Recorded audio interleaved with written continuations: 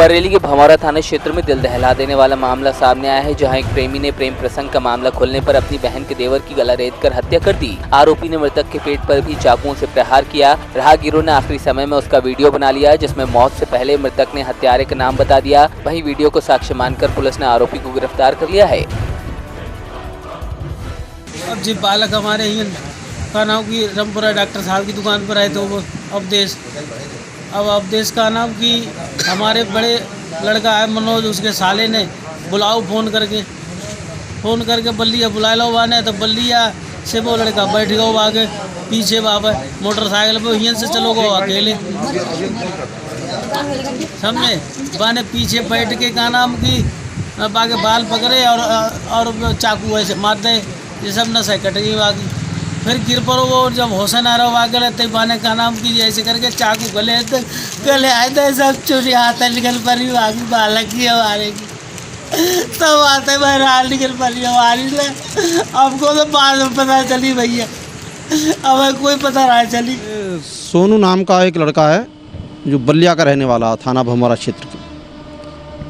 इसने अपनी बहन के सगे देवर अवधेश की हत्या कर दी कल, और हत्या का कारण प्रेम प्रसंग है। जो हत्यारा है सोनू, इसके मृतक की बहन से प्रेम प्रसंग था, और जो मृतक है वो इसमें अवरोध पैदा करता था। जो हत्यारा है उसे गिरफ्तार कर लिया गया है, जेल भेजा जा रहा है।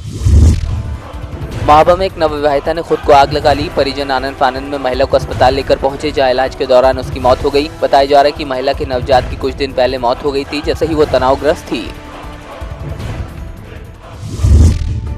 फिरोजाबाद के शहर शिकोबाद में स्टेशन रोड पर प्रगतिशील समाजवादी पार्टी के राष्ट्रीय महासचिव आदित्य यादव ने किसान मोर्चा का फीता काटकर उद्घाटन किया। इस दौरान जनपद के सभी पदाधिकारी मौजूद रहे। वहीं मीडिया से बात करते हुए महासचिव ने कहा कि प्रगतिशील समाजवादी पार्टी छोटे दलों से भी हाथ मिलाने को तैयार है। साथ ही अपने भाषण के दौरान उन्होंने कहा कि फिरोजाबाद की जनता ने शिवपाल यादव को फिरोजाबाद से चुनाव लड़ने का मन बना लिया है। फतेहपुर जिले के गाजीपुर थाना क्षेत्र स्थित बहादुरपुर गांव में नशेड़ी पति ने अपनी पत्नी की लाठी डंडों से पीट कर हत्या कर दी। सुबह पड़ोसियों ने महिला को मृत अवस्था में देखकर पुलिस को सूचना दी, तो मौके पर पहुंची पुलिस ने महिला के शव को कब्जे में लेकर पोस्टमार्टम के लिए भेज दिया। बताया जा रहा है कि पिता ने सारी प्रॉपर्टी महिला के नाम कर दी थी, जिसकी वजह से आरोपी ने वारदात को अंजाम दिया। फिलहाल पुलिस फरार पति की तलाश में जुटी है।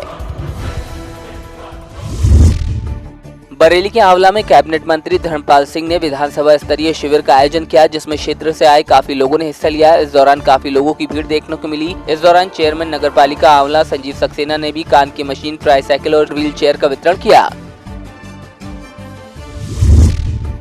प्रदेश के सभी जनपदों में फायर ब्रिगेड को अब प्रदेश सरकार और भी ज्यादा हाईटेक बनाने की कवायद में जुट गई है। बांदा जनपद को भी एक बाइक मिली है, जिससे फायर ब्रिगेड के जवान वाटर केमिकल से लैस तैयार खड़े रहेंगे और सूचना मिलते ही शहर की संकरी गलियों में जाकर आग बुझाई जा सकेगी।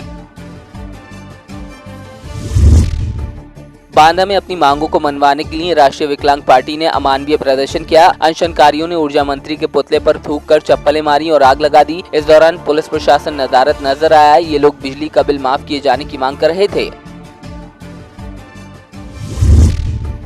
बांदा जिला पंचायत में 45 करोड़ की योजनाओं का लोकार्पण और शिलान्यास किया गया। इन योजनाओं के तहत सीसी सड़कें, बारात घर और शवदाह गृह बनाया जाएगा। इन योजनाओं को जिला पंचायत सदस्यों की मांग पर तैयार किया गया है।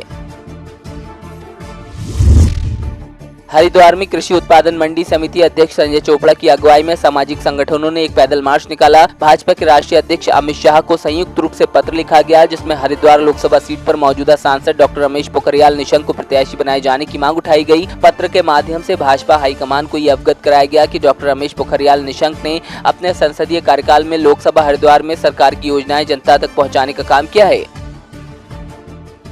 नमामि गंगे के तहत आपने देखा कि कितना बड़ा प्रोजेक्ट भीलधारा में बना, जो पे चंडी घाट पे बना, और लगातार उन्होंने माँ गंगा के संरक्षण के लिए जो प्रयास किए हैं, निश्चित रूप से आज सामाजिक संगठनों के प्रतिनिधियों ने भारतीय जनता पार्टी के राष्ट्रीय अध्यक्ष अमित शाह जी से गुहार लगाई है, निवेदन किया है कि भ्रम की स्थिति जो लोग फैला रहे हैं उसका पश्चाक्षेप किया है कि भ्रम की स्थिति कोई नहीं है, कि यहाँ से पूर्व में भी निशंक जी जीते थे और निशंक जी ही जीत सकते हैं, और भारी बहुमत के साथ हम लोग उनको जिताकर लोकसभा में पुणे भेजने का काम करेंगे। और पुणे राज्य में जिस प्रकार से भारतीय जनता पार्टी की सरकार स्थापित हुई है, ठीक इसी प्रकार से भारी बहुमत के साथ मोदी जी पुनः प्रधानमंत्री बनेंगे।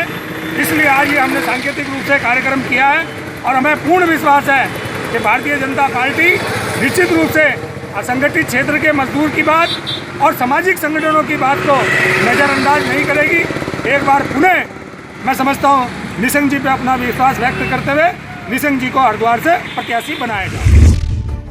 देश के लिए अपने प्राण न्यौछावर करने वाले वीर शहीदों को समर्पित भारत माता आराधना यज्ञ का आयोजन हरिद्वार में किया जा रहा है। शहीदों की आत्मा की शांति के लिए आयोजित इस कार्यक्रम में कई बड़े साधु संत और उनके समर्थक सामूहिक यज्ञ में हिस्सा लेंगे। कार्यक्रम की तैयारियां जोर शोर से की जा रही हैं। माना जा रहा है कि रविवार को सूबे के मुख्यमंत्री त्रिवेंद्र सिंह रावत भी यज्ञ में हिस्सा लेने हरिद्वार पहुंचेंगे।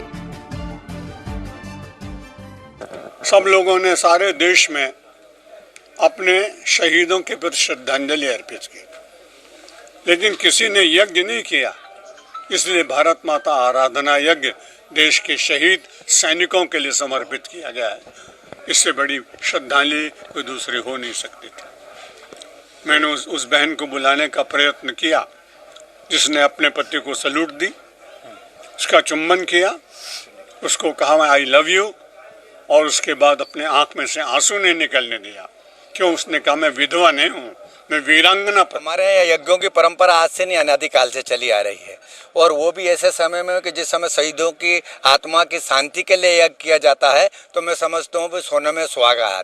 तो ऐसी स्थिति में अगर ये देश के लिए, राष्ट्र हित के लिए और समाज कल्याण के लिए सर्वधर्म समभाव की दृष्टि से इस तरह का कार्यक्रम होता है, तो ये संतों को करना भी चाहिए। और इसमें अग्रणी महाराज श्री कर रहे हैं, तो मैं समझता हूँ कि बहुत अच्छा कार्य है, और वैसे भी शहीदों के लिए समर्पित है, तो मैं समझता हूँ इसमें बहुत ही भारत की सीमाओं के लिए, भारत की संवेदना, संस्कृतियाँ की मूल्य, परंपरा और सिद्धांतों के लिए प्राणों की आहुति दी है।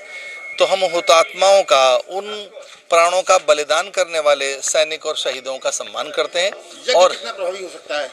यज्ञ से ही देव सत्ता अनुकूल होती है। तो इस यज्ञ के माध्यम से हम सैनिकों का और उन बलिदानियों का सम्मान करते हैं। भगवान उन्हें अपनी समीप। मोगा के एक शोरूम में पति के साथ कपड़े खरीदने आई महिला ने सूट चोरी कर लिया। महिला की यह हरकत सीसीटीवी में कैद हो गई। सीसीटीवी में देखा जा सकता है कि महिला एक सूट को हैंगर से उतारकर अपने बैग में डाल लेती है और उसका पति बाइक स्टार्ट रखता है और दोनों बाइक पर बैठकर फरार हो जाते हैं। मोगा के मनु के गांव में 60 वर्षीय किसान गुरमैल सिंह ने गोली मारकर आत्महत्या कर ली। बताया जा रहा है कि किसान ने कर्ज के चलते यह कदम उठाया। परिजनों के मुताबिक किसान गुरमैल सिंह का अलग अलग बैंकों और आड़तियों का करीब 35 लाख का कर्ज था। इस कर्ज को लेकर किसान काफी परेशान चल रहा था। फिलहाल पुलिस ने शव को कब्जे में लेकर पोस्टमार्टम के लिए भेजा और मामले की जाँच शुरू कर दी है। ਇਹ ਗੁਰਮੇਲ ਸਿੰਘ ਪੁੱਤਰ ਗੇਲਾ son of ਗਮਦੂਰ ਸਿੰਘ ਵਾਸੀ ਮਾਣੂ ਕੇ ਆਪਣੇ ਖੇਤਾਂ 'ਚ ਰਹਿੰਦਾ ਹੈਗਾ ਤੇ ਇਹਦੇ ਸਿਰ ਕਰਜ਼ਾ ਕੁਰਜ਼ਾ ਕੁਛ ਜ਼ਿਆਦਾ ਚੜ ਗਿਆ ਸੀਗਾ। ਉਹ ਵੀ ਪਰ ਟੈਨਸ਼ਨ ਦੇ ਵਿੱਚ ਰਹਿੰਦਾ ਸੀ, ਟੈਨਸ਼ਨ ਦੀ ਦਵਾਈ ਦੂਈ ਖਾਂਦਾ ਸੀ ਤੇ ਰਾਤ ਇਹਨੇ ਕੋਈ ਮਤਲਬ ਆਪਦੇ ਫਾਇਰ ਮਾਰ ਕੇ ਹੱਤਿਆ ਕਰ ਲਈ। ਬਾਕੀ ਅਸੀਂ ਕਾਰਵਾਈ ਕਰਦੇ ਹਾਂ, ਜੇ ਕੋਈ ਹੋਰ ਤੱਥ ਸਾਹਮਣੇ ਆਇਆ ਤਾਂ ਉਹ ਜੀ ਬਾਅਦ 'ਚ ਤੁਹਾਨੂੰ ਜਾਣਕਾਰੀ ਦੇਵਾਂਗੇ। ਕਿਹੜੀ ਗਾਣਾ ਸੀ ਜਿਹਦੇ ਨਾਲ 12 ਬੋਰ ਹੈ ਜੀ? ਕੋਈ ਕਾਰਨ ਪਤਾ ਲੱਗਾ ਕੀ ਹੈ ਜੀ? ਕਾਰਨ ਤਾਂ ਬਸ ਕਰਜ਼ੇ ਤੋਂ ਤੰਗ ਤੁੰਗੀ ਸੀਗਾ ਜੀ। ਕਿੰਨਾ ਕੁ ਕਰਜ਼ਾ ਦੱਸਿਆ ਪਰਿਵਾਰ ਵਾਲਿਆਂ ਨੇ? ਕਰਜ਼ਾ 30-35 ਲੱਖ ਦੇ ਕਰੀਬ ਦੱਸਿਆ ਜੀ ਤਾਂ ਨੇ ਜੀ। ਹੁਣ ਕੀ ਕਾਰਵਾਈ ਕੀ ਕਰ ਰਹੇ ਹੋ? ਹੁਣ 174 ਦੀ ਕਾਰਵਾਈ ਕਰਦੇ ਜੀ ਕਰ। ਬਾਕੀ ਜੇ ਜੀ ਕੋਈ ਸਾਹਮਣੇ ਆਊਗੀ ਤਫਤੀਸ਼ ਦੇ ਵਿੱਚ ਉਹ ਕਾਰਵਾਈ ਬਾਅਦ ਚ ਕੀਤੀ ਜਾਊਗੀ ਜੀ। फाजिलका के गांव बलुआना से कुछ दूरी पर तेज रफ्तार बस और एक जीप की जोरदार टक्कर हो गई। हादसे में जीप सवार एक शख्स की मौत हुई है जबकि 2 लोग घायल हो गए। घटना के बाद बस चालक फरार हो गए। घायलों को सरकारी अस्पताल में भर्ती कराया गया है। बिजौलिया के तिलस्वा में मेला देखने आई युवती की नदी में डूबने से मौत हो गई। बताया जा रहा है कि युवती अपनी मां के साथ मेला देखने आई थी। एरू नदी में पैर फिसलने से वो गहरे पानी में चली गई। पुलिस और आसपास के लोगों ने उसे बेहोश की हालत में बाहर निकाला और तिलस्वा अस्पताल पहुंचाया गया, जहां करीब आधे घंटे बाद एम्बुलेंस की व्यवस्था हुई। तब जाकर उसे बिजौलिया अस्पताल लाया गया, जहां डॉक्टरों ने युवती को मृत घोषित कर दिया।